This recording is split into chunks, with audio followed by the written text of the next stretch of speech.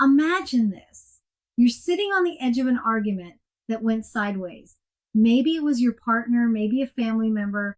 You've got knots in your stomach, words still circling in your head.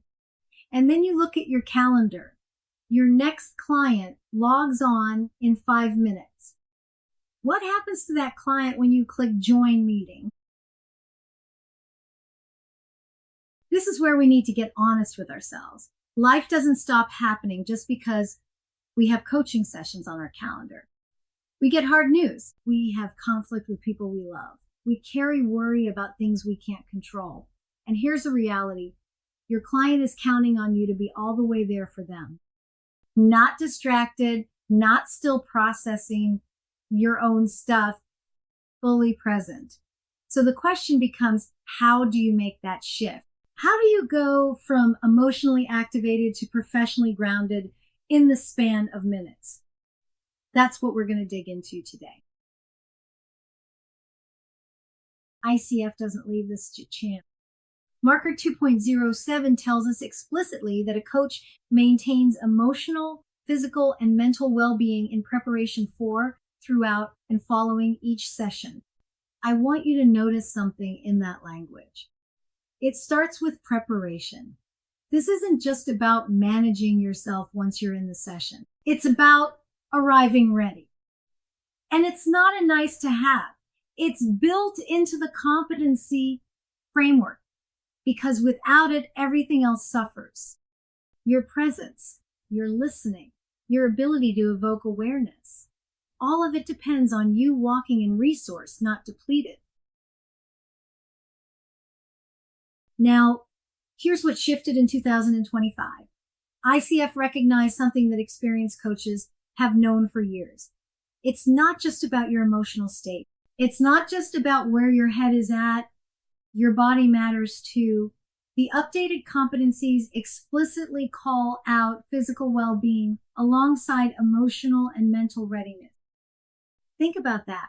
If you haven't eaten, if you're running on 4 hours of sleep, if you're physically tense from a stressful morning, your client feels that, maybe not consciously, but they feel it. And this preparation piece moves front and center. The expectation is clear. You arrive ready. You don't figure it out once the session starts. Here's the insight that changed everything for me when I first understood it. We need to be able to leave everything on the outside behind. We need to be able to set things down and separate. But you can't set something down if you never gave yourself a moment to acknowledge you're holding it.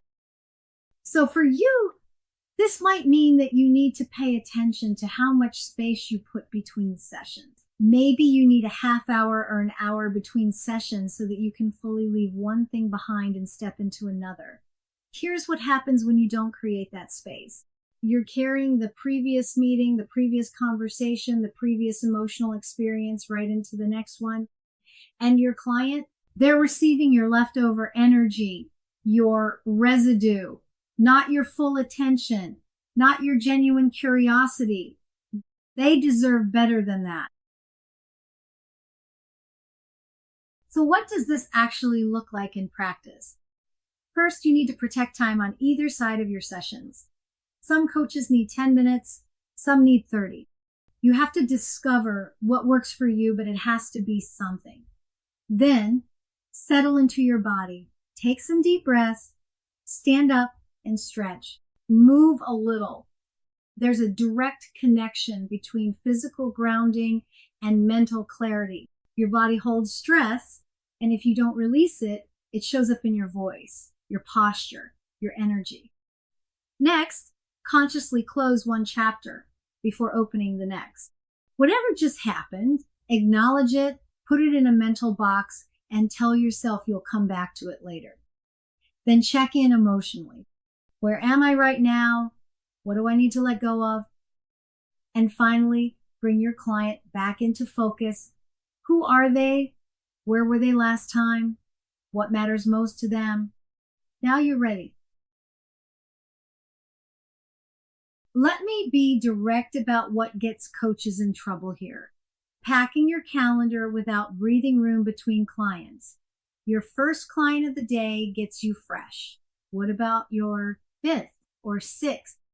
They deserve the same quality. If you're giving them diminished presence because you're running from one session to the next, that's not sustainable for you or for them. Then there's the belief that you don't really need transition time, that you can just flip a switch and show up. That thinking underestimates what coaching actually requires of you emotionally. We're not delivering presentations. We're holding space for human beings working through important things. That's real labor. And the last trap, rushing from other commitments straight into sessions. Scattered energy when someone needs your full attention. It's not fair to them. Here's what I want you to take from this conversation. Taking care of yourself before you coach isn't a luxury. It's not self-indulgent. It's part of your professional responsibility to the people who are trusting you with their growth.